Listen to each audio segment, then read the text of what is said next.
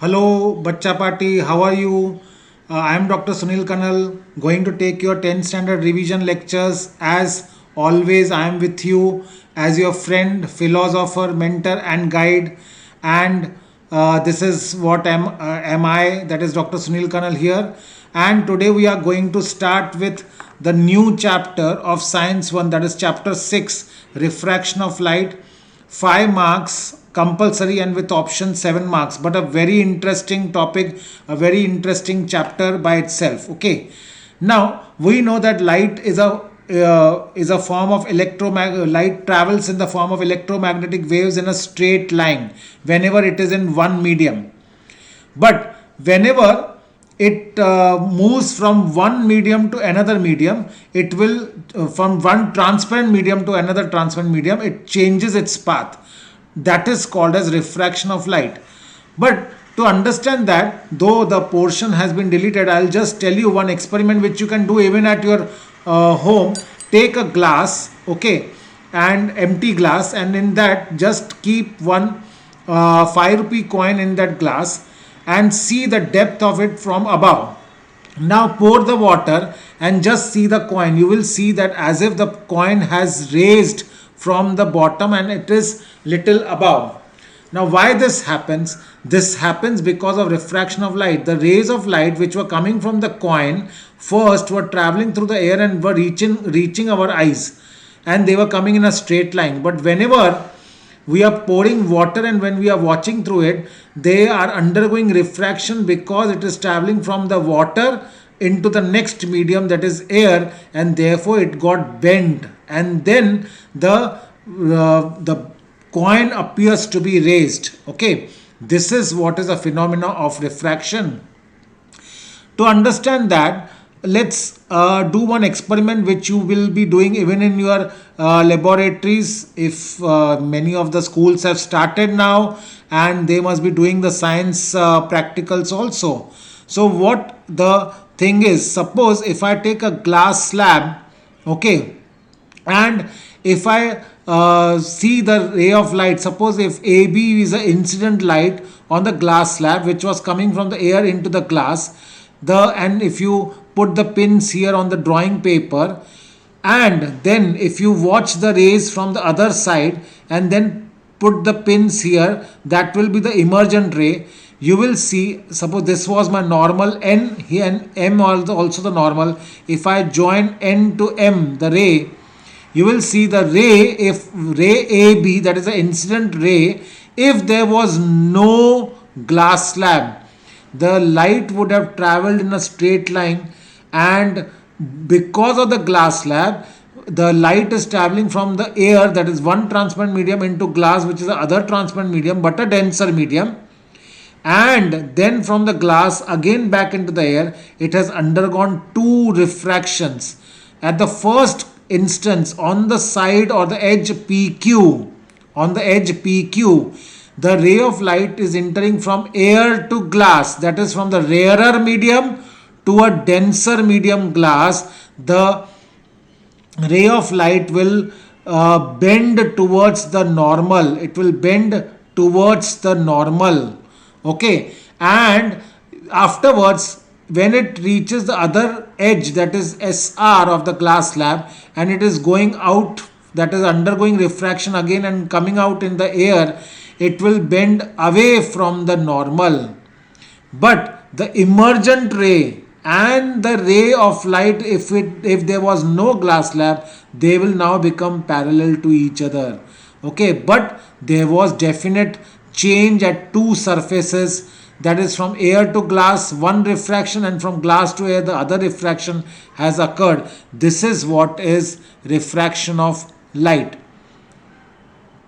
So this is refraction. So whenever the light travels obliquely from one transparent medium to another transparent medium, a very important definition, whenever the light travels from one obliquely from one transparent medium to another transparent medium, it bends or it deviates from its path, and that deviation, that property is called refraction of light. A very important property in our day-to-day life. Also, we see many phenomenon, that is the magical things which are happening. Example, even the rainbow formation, etc., are because of refraction. So let's see the laws of refraction. As we had laws of reflection in the earlier standards, we have laws of refraction. So what are the two laws? Very important question, 2 marks question. Please draw the diagram or the figure also along with the answer. You will get more marks, the means perfect 2 marks if the question comes for 2 marks. So the incident ray and the refracted ray of the light of incidence n are at the opposite side of the normal to the surface of the slab at that point, that is CD, and the three, that is incident ray, refracted ray and the normal, are in the same plane. They are in the same plane but on the opposite side of the normal. For a given pair of medium, here it is air and glass, the ratio, that is sin I, that is sine of angle of incidence to sine of angle of refraction, is constant. Okay, and that is called as a refractive index of the second medium with the respect to first medium, that is refractive index of glass with respect to air. So now what is refractive index? Now as I was telling you, sin I upon sin R is a constant which is called as nu. Okay, it is called as a refractive index of the second medium with respect to the first medium. And this second law of refraction, okay, laws of refraction, is called Snell's law, because it was Snell who had talked about the refraction or the refractive index. Okay, so the change in the direction of light ray while entering different medium is different. It is related to the refractive index. The value of refractive index is different for different media and also for light of different colors in the same medium. So the refractive index of some substances with respect to vacuum are given in the next slide. We'll be seeing the refractive index of the medium with respect to vacuum is called as a absolute refractive index. Refractive index also depends upon the velocity of the light in that particular medium. So refractive index we can also say as velocity of light in medium 1 upon refractive velocity of light in medium 2. That is, if let the velocity of light in medium 1 be v1 and in medium 2 is v2, then refractive index of the second medium with respect to the first medium, refractive index of second with first, is velocity of light in medium 1 upon velocity of light in medium 2. Okay, example, medium 1 is air and glass, so I can say that refractive index of glass with respect to air is v1 upon v2. Similarly, if this first medium is vacuum, then the refractive index of medium 2 is called as the absolute refractive index, and it is written just as nu or n. Okay, now you can see the refractive index of different substances. Air is almost equal to 1.0003 or 1, while diamond has the highest refractive index. Therefore diamond, though it is a part of or allotrope of carbon, but it has a very high value, okay, and it is used as a jewelry material or jewelry stone or a very precious stone or a gem. And we may be hearing about the ads also, Hira hai sada ke liye. So it is because of its refractive index, it has got that property. Now coming to diffraction of light through different medium. Now if you see the different medium, if the light travels from rarer medium to denser medium, it will bend towards the normal. If it is going from denser medium to rarer medium, it will bend away from the normal. And when the light or ray, incident light ray, is normal to the surface of a medium, then it will go undeviated. It does not change its path or does not get refracted if it is normal, that is perpendicular to it. Normal means at 90 degrees. Always remember, the angle of incidence is from with the normal, not with the surface. Many MCQs do come where they will tell you that the incident ray makes an angle of 60 degrees with the glass slab. Now if the incident ray makes an angle of 60 degrees with the glass slab, okay, then actually the angle of incidence is 30 degrees, because total normal to surface is 90. If angle of incidence makes 60 degrees with the glass slab, means it makes 30 degrees with the normal. So angle of incidence will be 30 degrees. Don't get confused. This is a very important point you should know. Now, coming to a very important thing, that is a phenomenon in our atmosphere which are based on refraction of light. The first is twinkling of stars. Okay, local atmospheric conditions affect the refraction of light to some extent. Okay, in both the examples, whether you see the mirage formation or if you are going or traveling on a hot road, especially in a desert or along a highway, you will see they are very shining as if there is some water here, but there was actually no water at all. Okay, it is just a mirage formation. In both the above example, that is the oasis or appearance of mirage in the desert. Okay, the air near the hot road or the desert surface and near the holy flames, sometimes along in a holy also this is seen, is hot and hence rarer than the air above it. The refractive index of air keeps increasing as we go to increasing heights. In the first case, above, the direction of light rays coming from a distance keeps changing according to laws of refraction, and the light rays coming from a distant object appear to be coming from the image of the object inside the ground, as if from the inside the ground. Therefore, it appears like a mirage formation. This is called as a mirage, a very important concept. Then apparent position of the stars. Okay, here we saw the it is actually the mirage formation. Twinkling of stars we will be seeing on the next slide. Uh, let's see that also. So now stars are self-luminous and can be seen at the night in the absence of sunlight. They appear to be point source because of their large distance from the earth. As the density of the air increases with lowering height above the surface of the earth, the refractive index also increases. Starlight coming towards us travel from a rarer medium to a denser medium and constantly bend towards the normal. This makes the star appear to be higher in the sky as compared to the actual position. So actual position must be this, but they appear here because of the bending of the light rays. So when we are seeing, as if we are seeing here, the apparent position of the star keeps on changing a bit. This is because of the motion of the atmospheric air and changing of the density of the air and the temperature. Because of that, the refractive index of the air goes on changing continuously, and therefore they because of this, the position and the brightness of the star keeps changing continuously and the stars appear twinkling. Though they are continuously emitting the light, we see them twinkling. So now effect of atmospheric refraction. Okay, now this is again a very important thing. You should know this properly, dear students. Okay, मस्त concept है, और अगर कभी आप सुबह जल्दी उठे और सनराइज देखते हो तो ये आपको समझेगा. We do not see twinkling of planets. One thing, yes, why we don't see the twinkling of planets? Because they are not self-luminous bodies. First of all, planets are much closer to us as compared to stars. They therefore do not appear as point sources but appear to be a collection of point sources.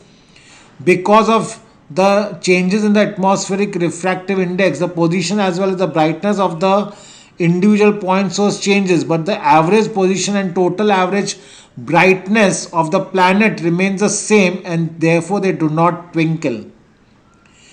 By sunrise, we mean the appearance of the sun above the horizon.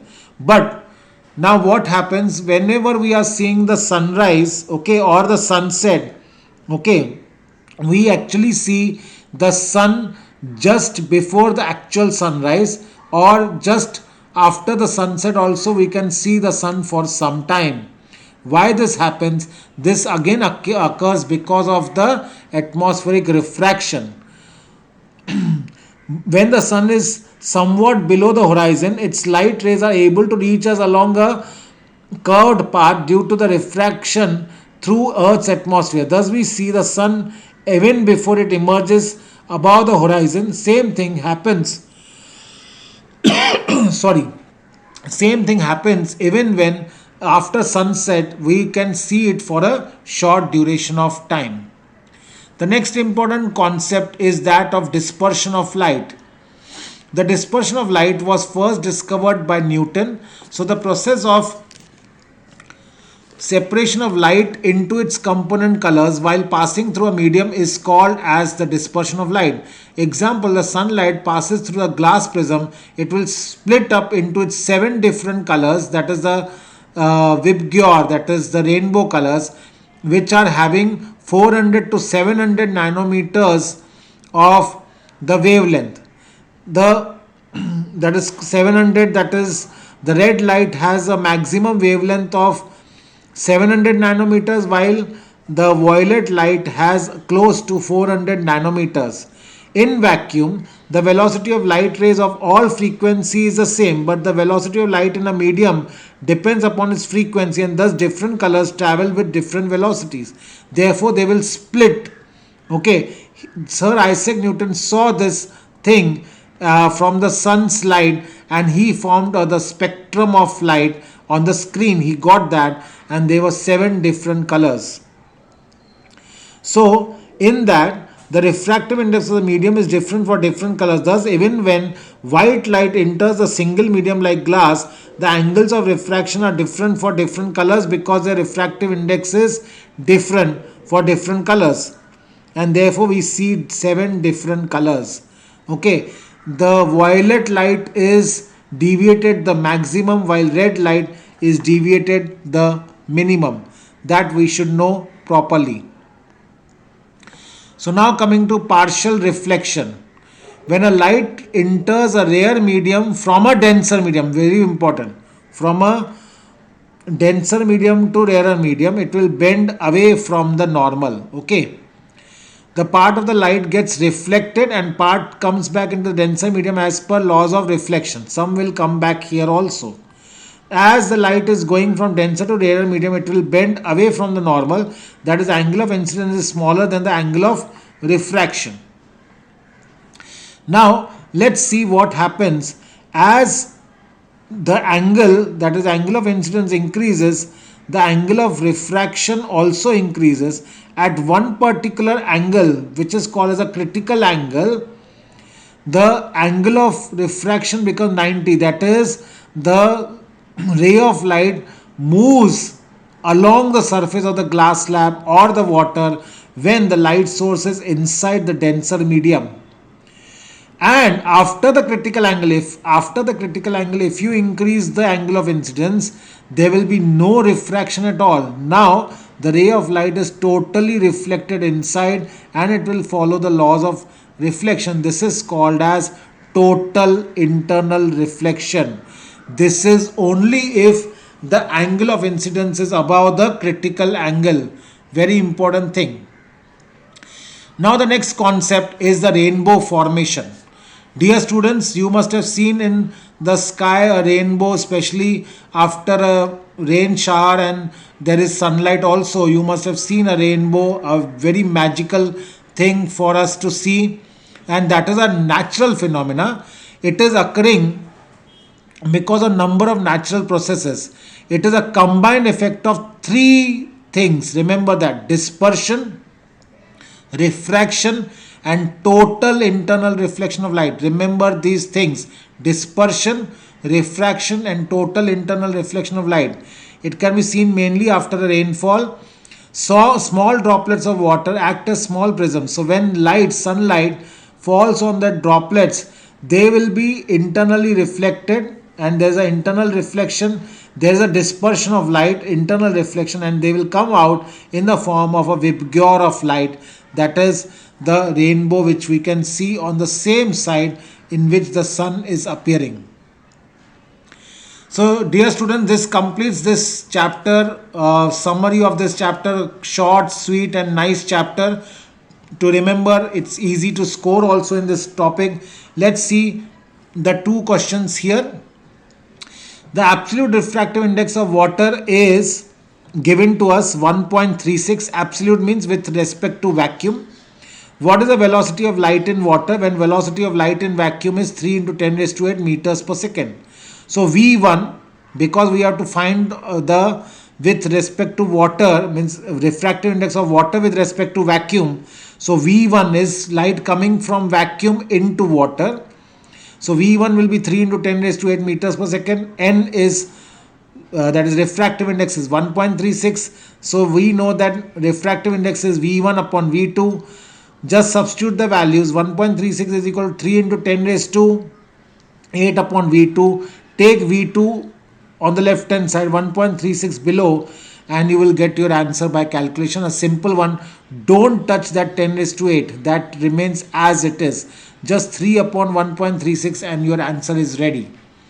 Similarly, light travels with a velocity of 1.5 into 10 raised to 8 meters per second in a medium. On entering the second medium, so V1 is given to you. And now in the second medium, its velocity becomes 0.75 into 10 raised to 8 meter per second. So what is the refractive index of the second medium with respect to first? So refractive index of second medium with respect to first is V1 upon V2. It is always the velocity in the first medium upon second medium if I want to find the refractive index of the second medium.